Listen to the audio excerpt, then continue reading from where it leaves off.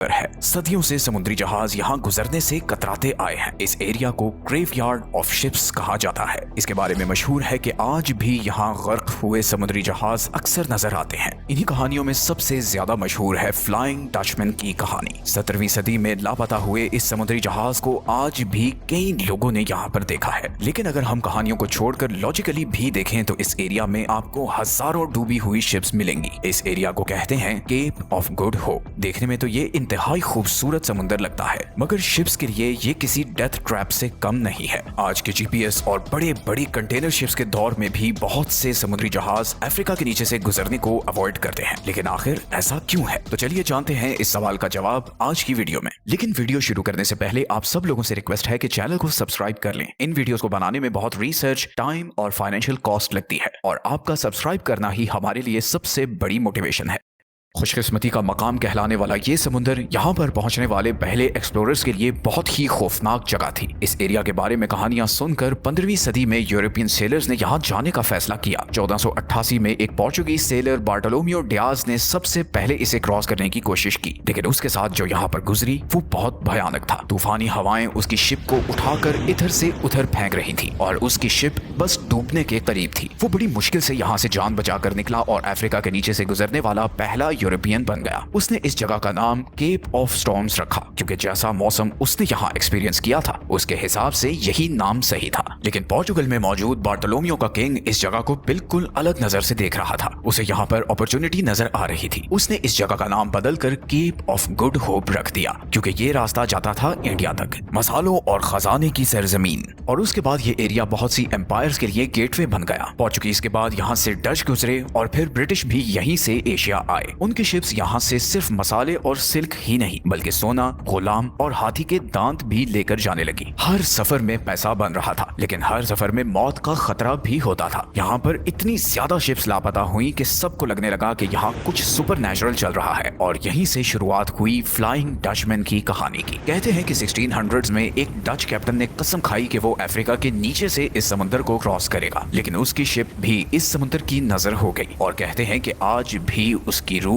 इसी समुद्र में भटक रही है। इन्हीं कहानियों की वजह से शिप्स इस जगह को अवॉइड करने लगी। फिर 19वीं सदी में एक इंजीनियरिंग मिरेकल ने सब कुछ बदल दिया। 1869 में स्विस कैनाल को खोल दिया गया, जिसकी वजह से इजिप्ट के जरिए मेडिटेरेनियन सी रेड सी से कनेक्ट हो गया। For global trade this was revolutionary. अब शिप्स को हजारों किलोमीटर का सफर करके अफ्रीका के नीचे से नहीं गुजरना पड़ता था। स्विस कैनाल की वजह से यूरोप और एशिया का सफर अब 7000 किलोमीटर कम हो चुका था। आज पूरी दुनिया का लगभग 12% ट्रेड इसी स्विस कैनाल से गुजरता है। मिडिल ईस्ट से आने वाला तेल, चाइना से आने वाली चीजें और यूरोप का अनाज भी इसी कॉरिडोर से गुजरता है। 2021 में जब एवर गिवन नाम की शिप यहाँ फंसी तो दुनिया को पता लगा कि स्विस कैनाल कितनी इंपॉर्टेंट है। सिर्फ चंद दिनों में दुनिया को बिलियंस ऑफ डॉलर्स का नुकसान हुआ था। लेकिन मसला यह है कि अगर स्विस कैनाल बंद हो जाए, चाहे जियोपॉलिटिक्स, वॉर या किसी एक्सीडेंट की वजह से, तो शिप्स को फिर से केप ऑफ गुड होप वाला रास्ता लेना पड़ता है। और आजकल यही हो रहा है, जब से यमनी हौसियों ने रेड सी से गुजरने वाले कंटेनर शिप्स पर अटैक करने शुरू किए हैं। लेकिन सवाल यह है कि ये समुद्री रास्ता इतना खतरनाक क्यों है? इसका जवाब इस एरिया की ज्योग्राफी में है। असल में केप ऑफ गुड होप वो जगह है जहां अटलांटिक ओशन और इंडियन ओशन आपस में मिलते हैं। जब दो इतने बड़े समुद्र टकराते हैं तो बहुत ताकतवर लहरें बनती हैं। इन लहरों की डायरेक्शन बार बार बदलती है, जिसकी वजह से यहाँ शिप्स को बहुत प्रॉब्लम्स आती हैं। अब इसमें शामिल कर लीजिए एक और चीज जिसे कहते हैं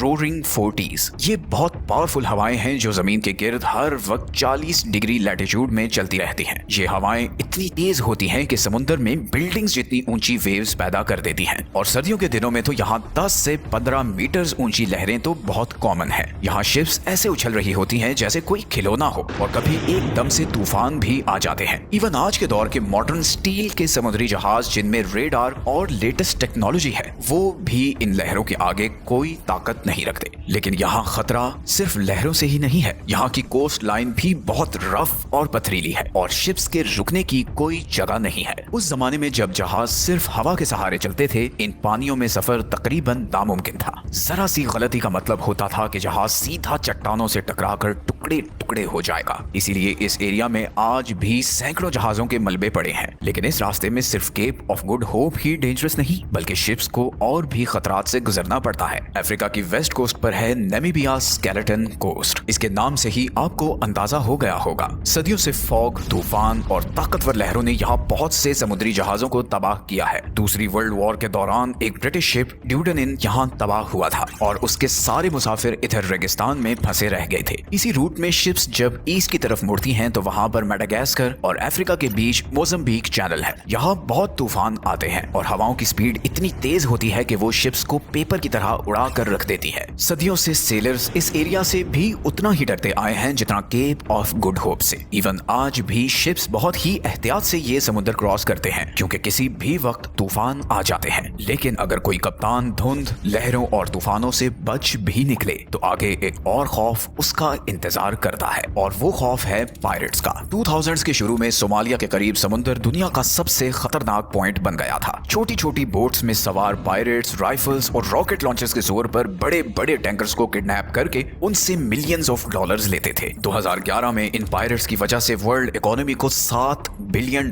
का नुकसान हुआ क्योंकि कंटेनर शिप्स को गार्ड्स रखने पड़े, अपना रास्ता बदलना पड़ा और नेवी की सपोर्ट हासिल करना पड़ी। बाद में फिर नेटो, यूरोपीय यूनियन, अमेरिका और इंडिया की नेवी ने यहाँ निगरानी सख्त कर दी, जिसके बाद ये पायरेसी कम हो गई। लेकिन इन समुद्री डाकुओं का खौफ आज भी यहाँ से गुजरने वालों के दिल में है। इसी तरह अगर वेस्ट की तरफ जाएं तो नाइजीरिया के पास मौजूद गल्फ ऑफ गिनी पायरेट्स की वजह से आजकल पूरी दुनिया में सबसे ज्यादा मशहूर है। यहाँ खतरा सिर्फ लूट मार का नहीं बल्कि अगवा का भी है। 2020 में पूरी दुनिया में होने वाली 135 किडनैपिंग्स में से 130 इसी गल्फ ऑफ गिनी में हुई थी और यही चीज इसे दुनिया का सबसे खतरनाक समुद्री एरिया बनाती है। 2024 में भी 12 के करीब क्रू मेंबर्स किडनैप हुए जबकि 126 को हॉस्टेज बनाया गया। इन किडनैपिंग्स के बदले बहुत ज्यादा पैसा मांगा जाता है। इन पायरेट्स ने एक चाइनीज शिप से तो $3 लाख लेकर उसे छोड़ा। यही वजह है कि अफ्रीका के गिर्द ये सारा रास्ता आज भी बहुत खतरनाक है। पहले तो आपका केप ऑफ गुड होप पर खतरनाक समुद्र से पाला पड़ता है, फिर आगे स्केलेटन कोस्ट की पथरीली कोस्ट लाइन और मोजम्बिक चैनल के तूफान है और ये सब क्रॉस कर भी लो तो आगे पायरेट्स का खतरा रहता है।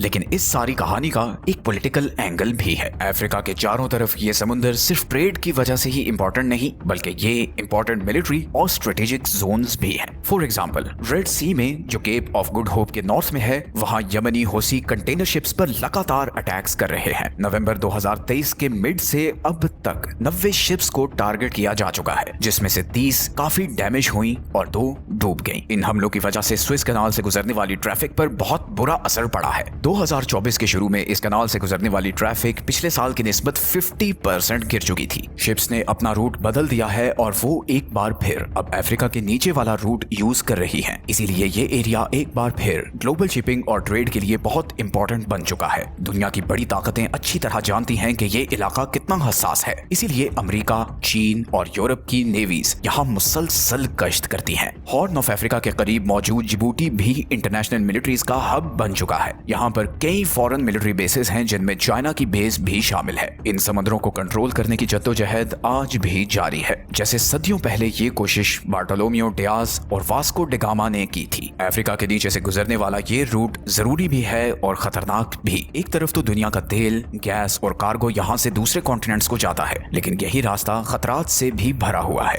यही वजह है कि आज मॉडर्न शिप्स होने के बावजूद कैप्टन स्विस कनाल का रास्ता प्रेफर करते हैं। बेशक इस रास्ते में ट्रैफिक भी ज्यादा होती है, लेकिन ये केप ऑफ गुड होप वाले खतरनाक रास्ते से